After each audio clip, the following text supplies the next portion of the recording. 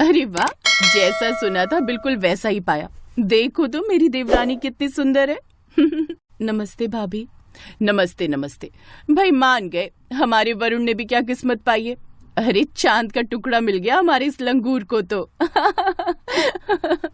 खुद अदिति भी हंस रही थी, लेकिन दुल्हन बनी खड़ी वंशिका के चेहरे पर न कोई खुशी थी और न ही कोई उमंग। सारी रस्मों के बाद अदिति अपनी नई नवेली देवरानी वंशिका को घर के अंदर लाई और तभी, भाभी प्यास लगी है, पानी मिलेगा? हाँ हाँ, क्यों नहीं मिलेगा, वैसे मैं जेठानी हूँ तुम्हारी, तो बस आज पानी लाकर दे रही हूँ, समझ गई ना?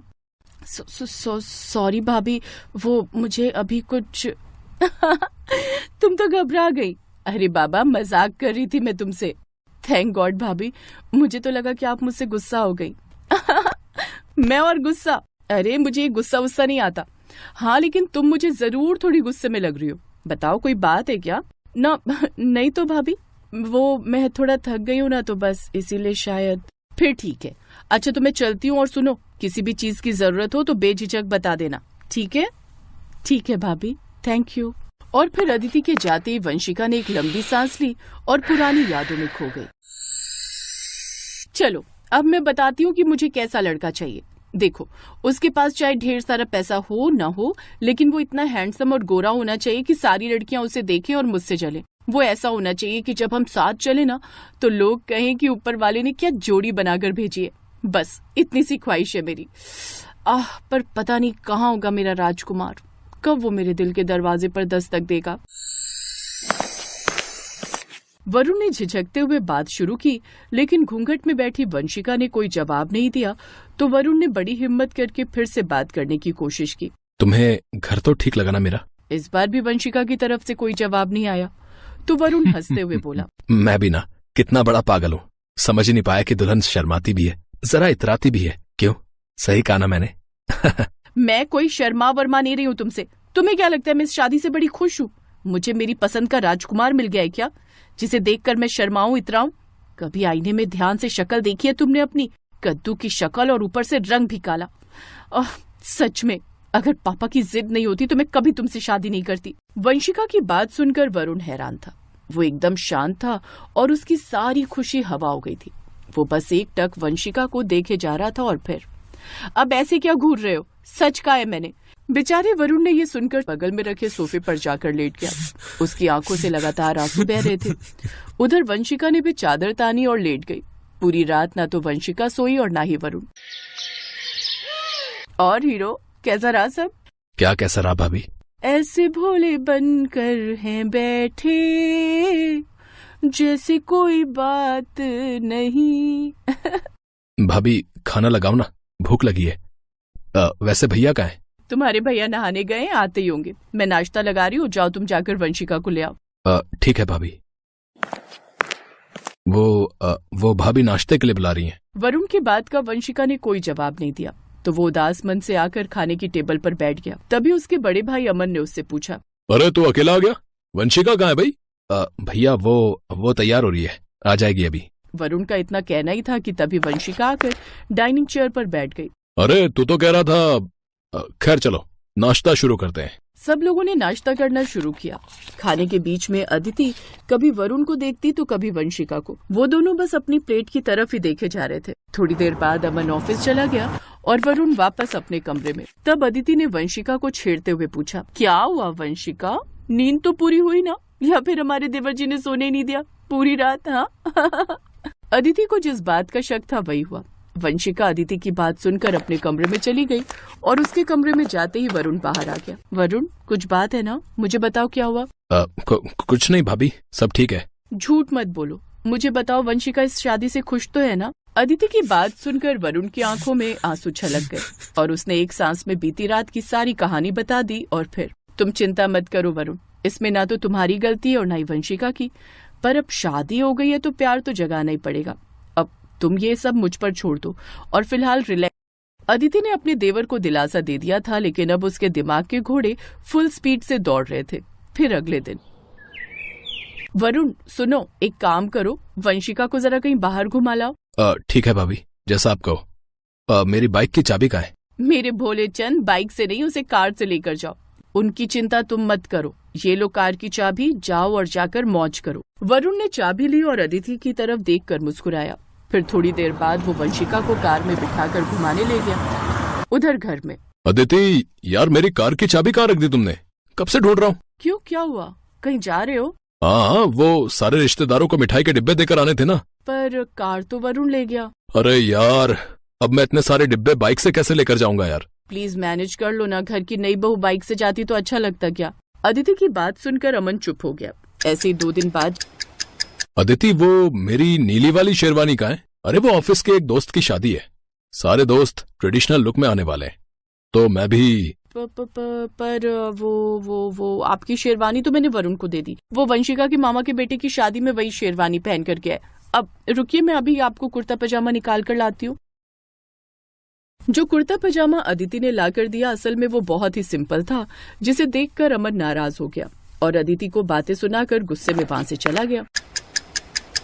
लेकिन इस सब के बाद भी अदिति ने हार नहीं मानी और फिर, हाँ भाई हीरो, कुछ बात बनी क्या? पता नहीं भाभी, वो अभी भी ज्यादा बात नहीं करती है मुझसे। गुड, मतलब थोड़ी बहुत बात तो करती है ना। सब ठीक हो जाएगा वरुण बाबू, तुम चिंता मत करो। वरुण ने उम्मीद से भरी मुस्कान दी और वहां से चला गया। ऐसे ही कई महीने बीत गए और फिर एक दिन अमन, अदिति, वरुण और वंशिका एक रिश्तेदार के यहाँ शादी के फंक्शन में एक साथ गए। तुम बैठो, मैं तुम्हारे खाने के लिए कुछ लेकर आता हूँ। नहीं, मुझे कुछ नहीं खाना। अरे कुछ लाइट लेकर आता हूँ। ये कहकर वरुण चाट स्टॉल्स की तरफ बढ़ा। तभी वंशिका ने देखा कि एक खूबसूरत लड़की वरुण से आकर बातें करने लगी। वंशिका ने उन्हें देखकर इग्नोर किया। फिर थोड़ी देर बाद उसने देखा कि वो दोनों आपस में खूब हंस हंस कर बातें कर रहे थे और अब तो वंशिका की नजरें उन दोनों पर ही टिक गई। शर्म नहीं आती? एक गैर मर्द के साथ इतनी देर से खीखी खीखी कर रही है। क्यों, तुम्हें क्या प्रॉब्लम है? और बाय द वे, हो कौन तुम? मैं इनकी पत्नी हूँ, इसलिए मुझे प्रॉब्लम है। जाओ जाकर कहीं और अपनी अदाएं दिखाओ, समझी? इतना सुनते ही वहाँ एक खामोशी छा गई। तभी अदिति वहाँ आई और उसने धीरे से कहा, पर वंशिका, वरुण तो तुम्हें पसंद नहीं है ना, तो फिर उसे करने दो ना जो वो करता है। अपनी जेठानी की बात सुनकर वंशिका की आंखों से आंसू बहने लगे।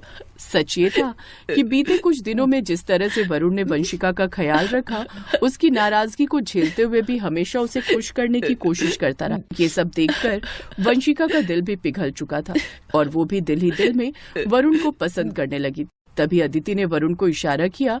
अगले पल वंशिका खुद वरुण के गले लग गई। अब सब ठीक हो गया था, सभी खुश थे, लेकिन सबसे ज्यादा खुशी बिट्टू, रूही, दोनों इधर आओ। क्या मम्मी, खेलने दो ना, एक तो संडे मिलता है खेलने के लिए। चुप कर, और पहले तुम दोनों ये बताओ, मैं थाली में ये आटा निकाल कर गई थी, इसमें पानी किसने डाला? तू बता रूही, तूने ये खेल किया है ना? तूने ये सारे जग का पानी आटे में डाला है ना? बोल, सच बोल। नहीं मम्मी, मैंने ऐसा कुछ नहीं किया, मैं तो अपनी गुड़िया के साथ खेल रही थी। अच्छा, तो ये सारा कांड इस खिड़की से हुआ है। मैं भी देखती हूँ ये सुनीता मुझसे कैसे बचती है। जाओ तुम दोनों जाकर खेलो, मुझे खाना बनाना है। अनीता और सुनीता दोनों देवरानी जेठानी थे। अनीता बड़ी बहू थी और सुनीता छोटी बहू। दोनों के घर अलग थे पर उनकी रसोई आपस में जुड़ी हुई थी, क्योंकि एक ही दीवार पर बनी थी और इस रसोई की खिड़की दोनों की रसोई से मिली हुई थी। इस वजह से कोई भी चीज आर पार हो सकती थी। इसी बात का फायदा अनीता और सुनीता उठाती रहती थी। कभी अनीता सुनीता के काम को खराब करती तो कभी सुनीता अनीता के काम को बिगाड़ देती। अक्सर ही दोनों के बीच इन्हीं बातों पर लड़ाई होती रहती थी।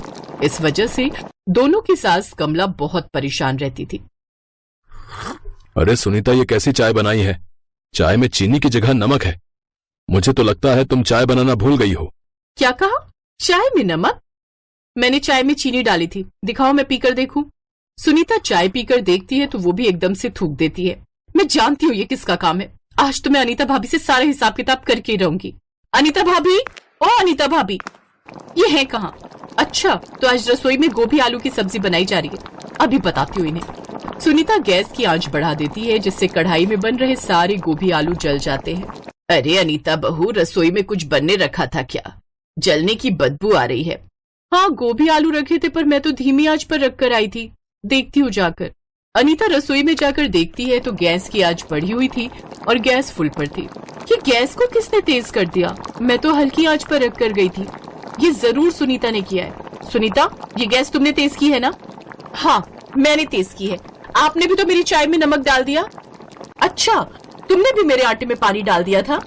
और मैंने जो कल कढ़ी चावल बनाए थे, आपने मेरी कढ़ी में चीनी डाल दी थी। मैंने आपको कुछ नहीं कहा। कहने को तो मेरे पास भी बहुत कुछ था, पर मैं भी अब तक चुप रही। आज तो कर लिया, दोबारा मत करना, फिर मुझसे बुरा कोई नहीं होगा। लो, हो गई शुरू दोनों फिर से एक दूसरे से झगड़ा करने। पता नहीं, मुझे तो लगता है ये सारे फसाद की जड़ ये खिड़की है। रमेश, मैं तुम दोनों से कब से कह रही हूँ इस खिड़की को बंद करवा दो। ना रहेगा बांस, ना बजेगी बांसुरी, पर ना ही तू मेरी सुनता है और ना ही वो मुकेश। माँ ठीक है, 1-2 दिन के काम निपट जाएं, फिर मैं किसी मजदूर को बुलाकर खिड़की बंद करवा दूंगा। अनीता और सुनीता दोनों की लड़ाई से घर में कलेश भी बढ़ते जा रहे थे। अगले 2-3 दिन तक बात फिर दब गई और इसी बीच फिर से एक बार लड़ाई शुरू हो गई। मैं जानती हूँ अनीता भाभी ने जानबूझकर छिपकली को डरा डरा कर मेरी तरफ भेजा है। वो जानती है कि मैं छिपकली से डर जाती हूँ। अरे, अब तुम दोनों छिपकली पर लड़ रही हो। छिपकली तो इधर उधर भागती रहती हैं, इस खिड़की से उस खिड़की से, इस दरवाजे से उस दरवाजे से। अब जानवरों को थोड़ी बांध सकती हो बहू। अब अपनी रसोई में छिपकली आई तो तुम्हारा मुंह खुल गया। उस दिन जब तुमने अपनी रसोई की गंदी अलमारी साफ की थी तो उसमें से जो चूहे भागकर मेरी रसोई में आए थे, तब तुम कहाँ थी? मैं भी बहुत सहन कर रही हूँ। अब आया सास को ज्यादा तेज गुस्सा और उसने दोनों बेटों को आवाज लगाई, बस अब तुम दोनों कुछ नहीं बोलोगी। अब जो करना है मैं करूंगी। रमेश, मुकेश, अभी के अभी जाओ और एक मिस्त्री बुलाकर लाओ जो इस खिड़की को बंद कर दे। और फिर मिस्त्री को बुलाया गया और रसोई की खिड़की बंद कर दी गई। अब रसोई की खिड़की तो बंद हो गई, पर इससे अनीता और सुनीता परेशान हो गई, क्योंकि उन दोनों के पास मन लगाने के लिए कुछ भी तो नहीं था। दोनों के बच्चे सुबह सुबह स्कूल चले जाते, सास मंदिर कीर्तन चली जाती और दोनों के पति अपने अपने काम पर चले जाते। पीछे से दोनों अपने अपने कमरों में कभी बैठी तो कभी अपनी अपनी रसोई में खाना बनाती। दोनों खिड़की की तरफ देखती तो खिड़की पर तो मिस्त्री सीमेंट लगाकर जा चुका था। दोनों थोड़ी उदास हो गई और शाम को दोनों सब्जी लेने के लिए एक साथ घर से बाहर निकली तो दोनों की नजर एक दूसरे पर पड़ी। नमस्ते भाभी, कैसी हो? मैं ठीक हूँ सुनीता, तू बता तू कैसी है? मैं भी ठीक हूँ। और कहाँ जा रहे थे? मैं सब्जी मंडी जा रही थी। आज बिट्टू और रूही का मन था भिंडी खाने का, तो सोचा मंडी में ताजी भिंडी आई हुई होगी, वही बना लूंगी शाम को। अच्छा, मैं भी बस मटर पनीर लेने जा रही थी। आज बबलू और पिंकी मटर पनीर खाने की जिद कर रहे थे। अच्छा, चलो दोनों साथ चलते हैं। हाँ, क्यों नहीं। दोनों देवरानी जेठानी एक साथ मंडी जाती हैं, पर ज्यादा बात नहीं करती क्योंकि दोनों ही झिझक रही थी।